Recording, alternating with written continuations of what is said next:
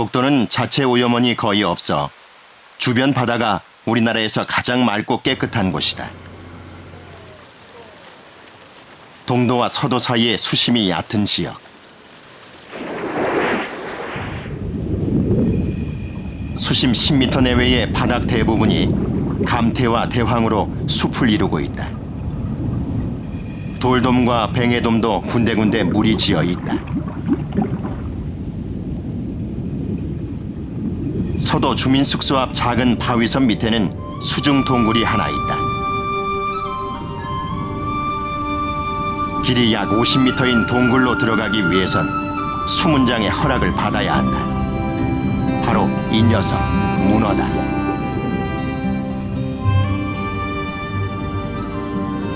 동굴 입구 바위 틈에 자리를 잡고 동굴 수문장 역할을 하고 있다. 동굴 천정엔 부채불 산호가 군락을 이루어 어두운 동굴을 화려하게 장식하고 있으며 연산호의 일종인 곤봉 바다 딸기도 탐스럽게 매달려 있다. 그리고 가장 깊숙한 곳엔 이 동굴의 주인이 있다. 이마에 큰 혹이 있어 혹돔이라 불린다. 몸 길이가 약 1m 20cm 정도로 대형이다. 혹돔이 가장 좋아하는 먹이는 소라와 홍합. 이빨이 군데군데 빠져 있는 건 오랜 기간 딱딱한 소라를 통째로 씹어 먹었기 때문이다. 몸 크기에 비해 눈은 매우 작다. 약 20년 전부터 이곳에 살면서 독도의 터줏대감 역할을 하고 있다.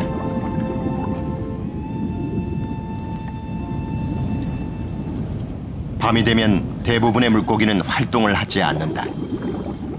쥐치는 돌에 입을 맞추고 잠을 자고 어린 돌돔들은 자갈 틈에 무리 지어 자고 있다. 새우는 모래 속을 파고든다.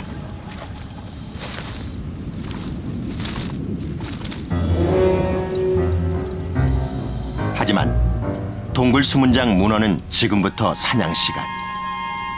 다리 사이에 막을 펼쳐 투망질하는 것은 돌틈에서 자고 있는 먹잇감을 찾는 문어 특유의 사냥법이다.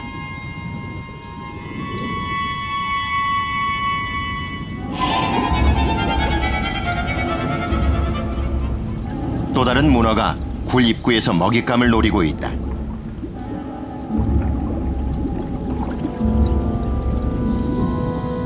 개는 문어가 가장 좋아하는 먹잇감.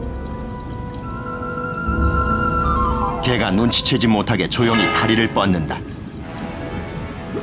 그러나 쉽게 포기할 문어가 아니다.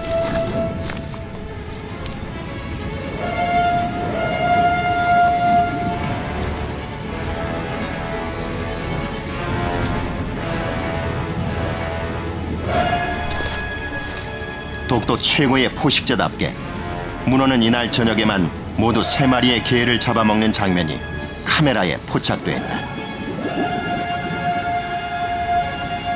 문어의 포식성은 동족에게도 그대로 발휘된다. 자기보다 덩치가 작은 문어를 노리고 있다.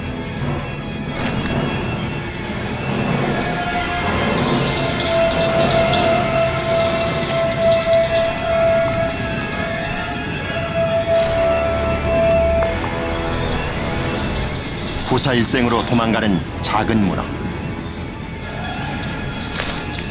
그러나 몇 미터 못 가 다시 잡힌다.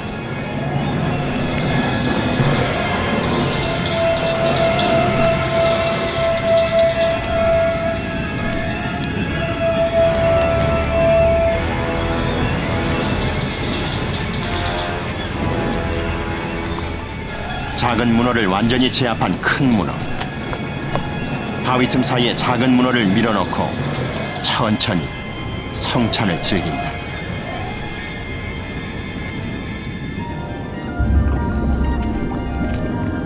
덩치가 비슷한 두 문어가 힘겨루기를 하고 있다. 먹느냐 먹히느냐 절체절명의 순간이다. 잠깐이라도 방심하면 상대에게 먹히고 만다. 끌려가지 않기 위해 빨판을 최대한 바위에 밀착한다. 그리고는 상대의 기선을 제압하기 위해 먹물을 발사한다. 처음 공격을 시작한 것은 오른쪽 녀석이다. 하지만 상대를 잘못 골랐다. 싸움을 시작한 지 약 30분. 누가 먼저 힘을 뺐는지는 알 수 없지만 동시에 잡고 있던 다리가 풀린다. 무승부다.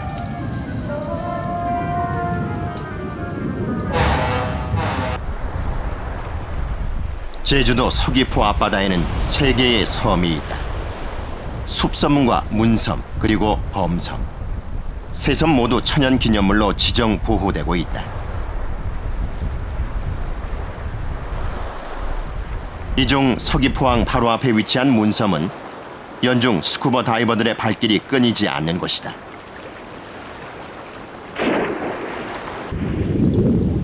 스쿠버 다이버들에게 이곳 수중은 우리나라 바다에서 가장 아름다운 곳으로 널리 알려진 곳이다. 특히 수중 암벽에 퍼져 있는 연산호 군락은 세계적으로 그 유래를 찾아보기 힘든 학술적으로도 매우 가치가 높은 곳이다. 이곳에 있는 연산호는 종류가 무려 80여 가지. 그중 수지 맨드라밀류가 가장 많고 색상도 제일 화려하다. 몸통 모양이 주걱처럼 생긴 이 녀석들. 산호 바위를 하루 종일 떠나지 않는다.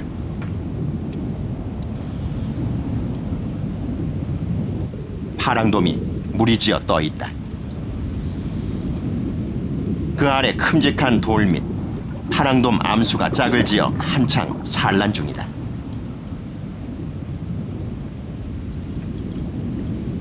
수컷은 어렵게 모셔온 암컷에게 산란을 재촉한다. 산란장 위에 떠있는 파랑돔은 대부분 암컷이다. 이 중 수컷의 부름을 받은 암컷이 밑에 있는 산란장으로 내려와 산란을 하게 되는데 산란장 안에만 들어오면 파란색의 몸 색깔이 회색으로 변한다.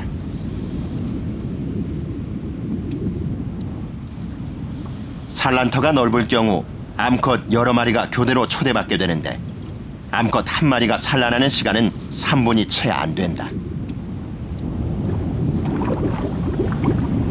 산란이 끝나면 암컷은 미련 없이 떠나고 남은 수컷이 알을 돌본다.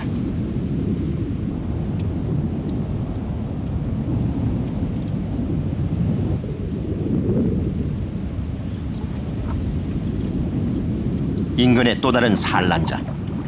역시 이곳에도 산란터 위에 암컷들이 많이 모여 있다. 그런데 이곳에선 연무자리돔이 파랑돔과 한창 신경전 중이다. 돌 밑에는 파랑돔이 산란 중이고 돌 옆에는 연무자리돔이 산란해 놓은 알을 돌보고 있다.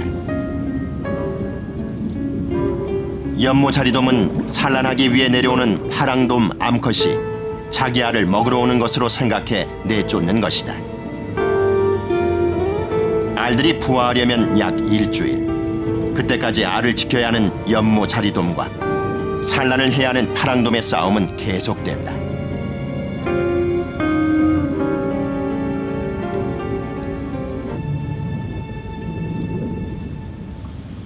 수심이 깊은 곳에 연무자리돔 산란터. 산란터로서는 조건이 좋지 않아 어렵게 암컷 한 마리를 모셔왔다. 반가움에 수컷은 계속 입을 맞춘다. 그리고 바로 산란을 시작한다. 산란 중간중간 입맞춤은 계속된다.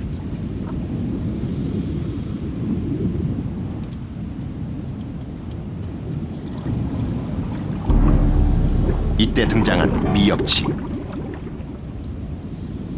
지느러미에 강한 독침이 있어 평상시엔 감히 접근조차 못하지만 지금은 예외다.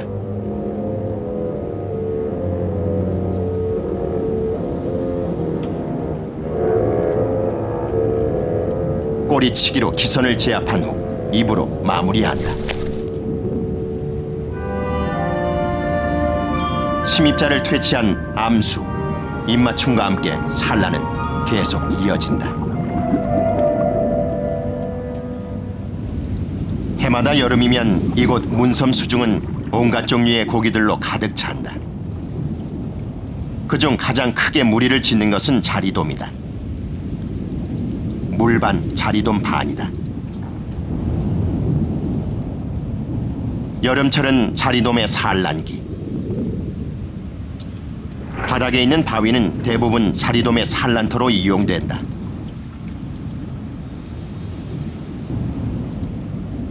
암수 짝을 지어 한창 산란 중이다. 수컷은 암컷의 등에 입을 맞추며 산란을 재촉한다. 자리돔 역시 파랑돔처럼 수컷 한 마리가 여러 마리의 암컷을 데려와 산란한다.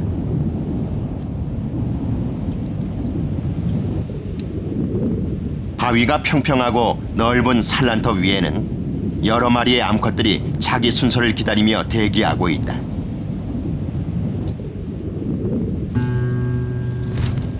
자리돔 산란장 바로 옆 바위 밑에는 문어도 머리를 땅에 대고 알을 낳고 있다.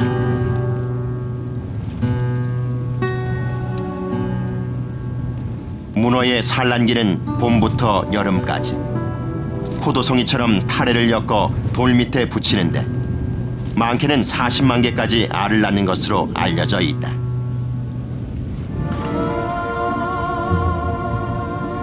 문섬은 섬 자체뿐만 아니라 주변 해역까지 천연보호구역으로 지정 보호되고 있다. 바위 위에서 잠을 자고 있는 녀석은 넙치다. 몸 길이가 1m는 좋게 되어 보이는 대형이다. 녀석을 조용히 깨워본다.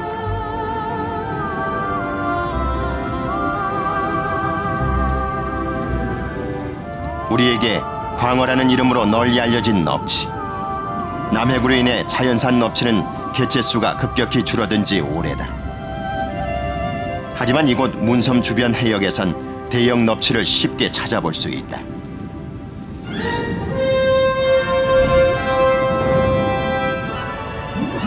대부분의 물고기가 잠든 시간, 오징어가 편대를 이루어 문섬 해역에 나타났다. 사냥을 위해서다.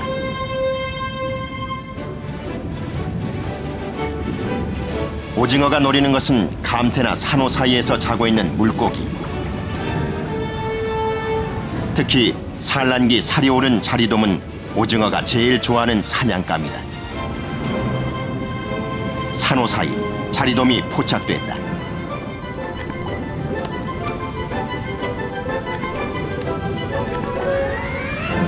다리를 뻗어 잽싸게 자리돔을 낚아챘다.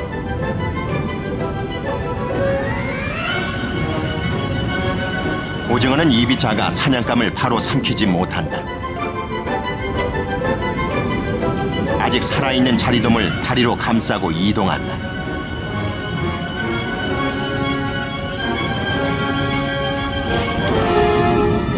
오징어는 이동하면서 사냥감을 먹었다. 입이 작은 오징어는 먹잇감을 과연 어떻게 먹을까? 오징어가 먹다 버린 자리돔이다. 삼키지 못하고 날카로운 이빨로 잘라 먹었다. 포식자 솔배간팽이 모래지대로 사냥을 나왔다. 모래지대는 움직임이 느려 사냥하기 좋은 먹잇감이 많다. 바닥문절이나 비단망둑 등이 그것이다.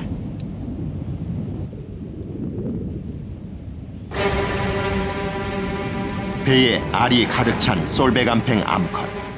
산란기를 앞두고 식성이 왕성할 때다.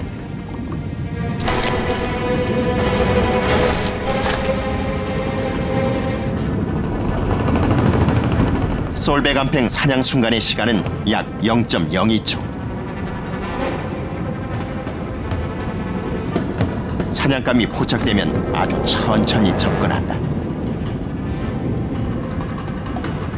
그러나 목표물이 사정권 안에 들어오면 실패하는 경우는 거의 없다.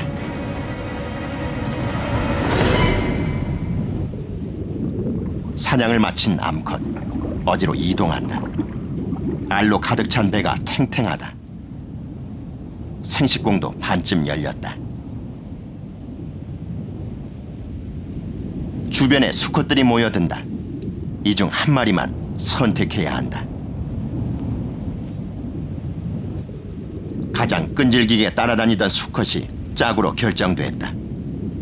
짝이 된 수컷은 단 둘만의 밀월 여행을 시작한다. 수컷은 길게는 한 달여 동안 암컷을 따라다니며 산란을 기다린다. 그러다 어느 날 암컷이 공중에 알을 뿌리면 수컷은 즉시 방정해 수정시킨다. 솔베 간팽과 비슷한 방법으로 산란하는 어종이 또 있다. 암수짝을 짓고 있는 이 녀석들 신뱅이다. 암컷은 배가 제법 불룩하지만 수컷은 홀쭉하다.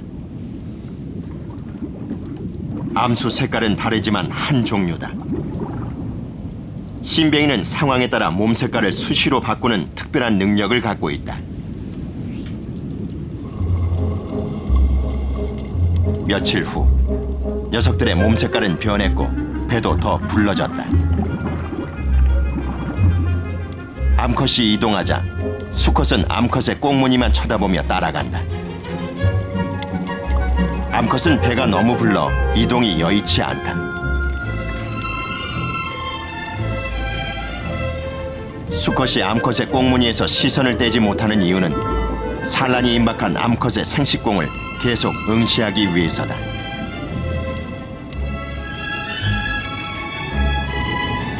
암컷이 수면 가까이로 올라간다. 산란 직전이다. 그런데 신뱅이가 이처럼 수면 가까이 물살이 센 곳에서 산란을 하는 이유는 무엇일까? 가장 큰 이유는 산란한 알들이 센 물살을 타고 멀리 퍼지게 하기 위해서다.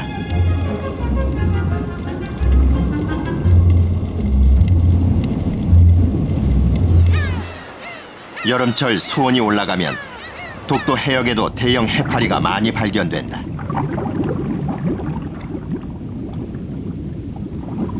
촉수에 강한 독성을 가진 이 해파리 주변에는 물고기들이 거의 보이질 않는다. 하지만 물릉돔만은 예외다. 녀석은 해파리 독성에 대한 면역체를 갖고 있어 어릴 때는 주로 해파리 몸속에서 살아간다. 큰 물고기들에게 잡혀 먹힐 염려도 없고 해파리가 남긴 먹잇감도 얻어먹을 수 있기 때문이다. 서도 물골 앞에 있는 가재바위. 독도에서 가장 멀리 떨어져 있는 바위섬이다. 가재바위 주변은 수심이 깊다.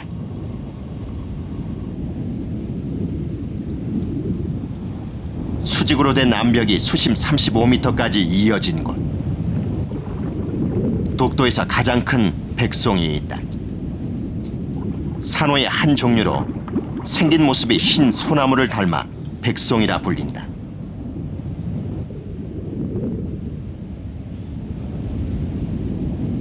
근처에 있는 큰 산호붙이 히드라. 강한 독성을 내뿜는 히드라 줄기에 갯민숭이가 암수 짝을 지어 한창 산란 중이다. 히드라의 독성 물질은 녀석들이 가장 좋아하는 먹잇감. 알들이 부화하면 먹잇감을 쉽게 구할 수 있게 하기 위해 이곳에 산란하는 것이다.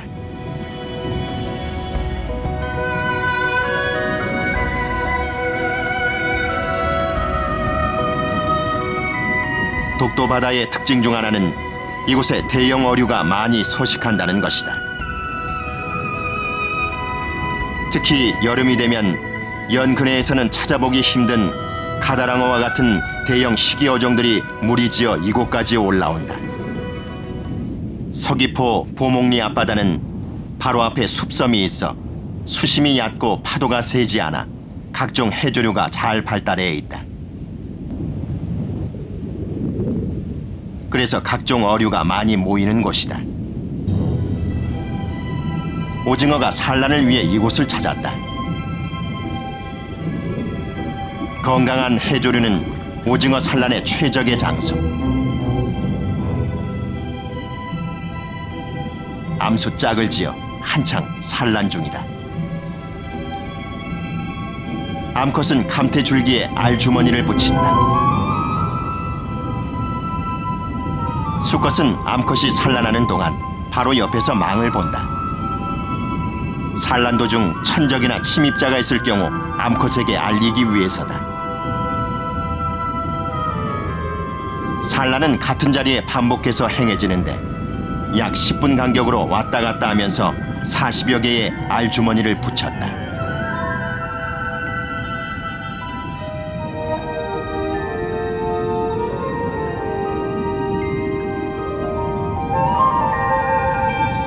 산란 도중 약 1시간 간격으로 암수 교접이 있었다.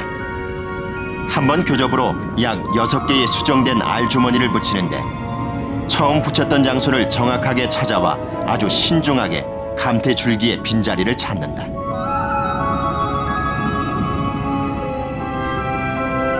오징어는 이렇게 산란한 후 곧 죽는 것으로 알려져 있다. 한천질의 알주머니는 매우 질겨 아무리 파도가 세게 쳐도 터지거나 찢어지는 경우는 거의 없다. 알주머니 하나에 약 8개 정도의 알이 들어있다. 이 알들이 부화하기까지는 수온에 따라 약간의 차이가 있지만 약 50일 정도가 걸린다. 다른 어종에 비해서 그 기간이 상당히 길다.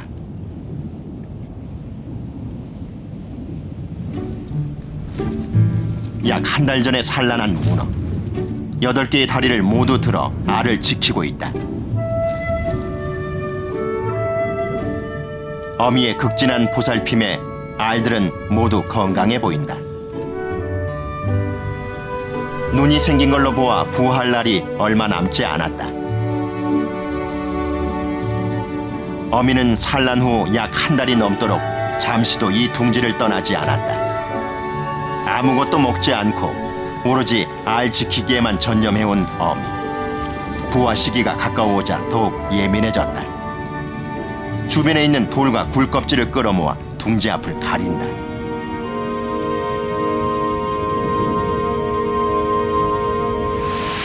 서귀포를 직접 관통한 태풍 볼라베는 해안가 마을에도 큰 피해를 주었다. 태풍이 지나가고 3일 후 바다는 정상을 되찾았다. 그러나 바닷속은 정상이 아니다. 암벽에 꽉 차 있었던 산호는 모두 사라졌다.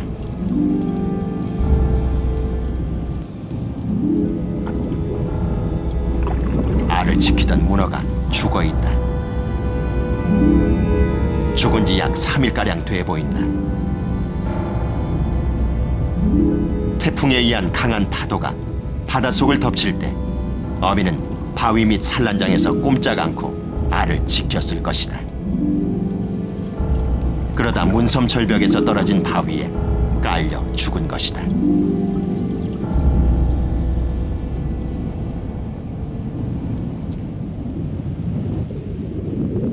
문어의 사체는 곳곳에서 발견됐다. 대부분이 알을 지키던 어미로 추정된다. 죽은 문어를 쥐치가 뜯어먹고 있다. 덩치가 작은 쥐치도 먹으러 오자 큰 쥐치가 쫓아낸다.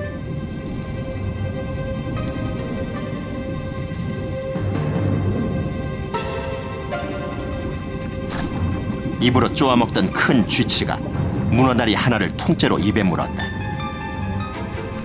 그러자 옆에 있던 다른 고기들까지 모여든다. 문어다리를 물고 있느라 다른 고기들을 쫓을 수가 없다.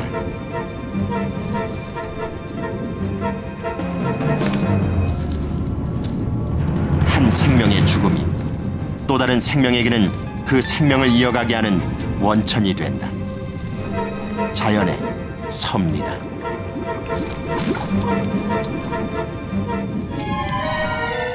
다리는 거의 다 먹고 몸통만 남았을 때 쏨뱅이가 나타났다. 쏨뱅이는 이곳에서 상위 포식자에 속한다. 몸집에 비해 입이 매우 큰 쏨뱅이. 한 입에 문어의 머리를 물었다.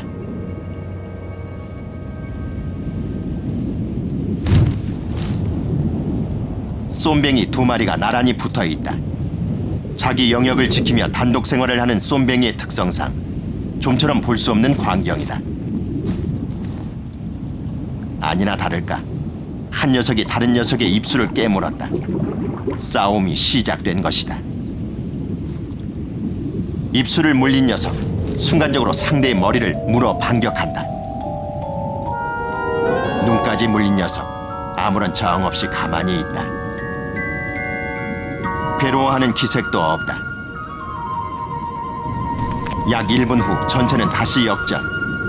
물린 머리를 빼내고 상대의 입술을 깨문다.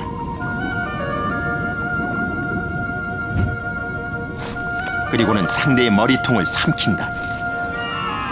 좀 전에 자신이 물린 부위보다 더 깊이 물었다. 그런데 두 녀석 다 머리에 상처는 안 생겼다. 입만 크게 벌렸지 이빨로 깨물지는 않은 것이다.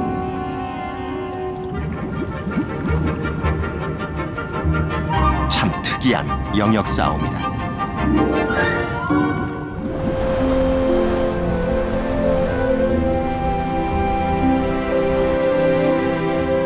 찬바람이 불면서 파랑돔은 떠났다.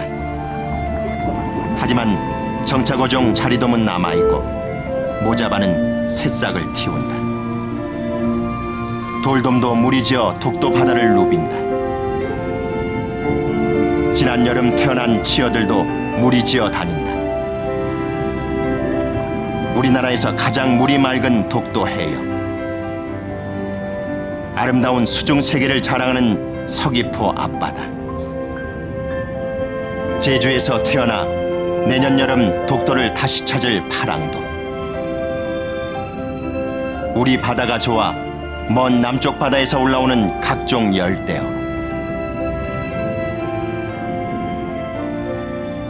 그리고 생명을 이어가는 수많은 생명들, 모두가 이 섬 바다에 있다.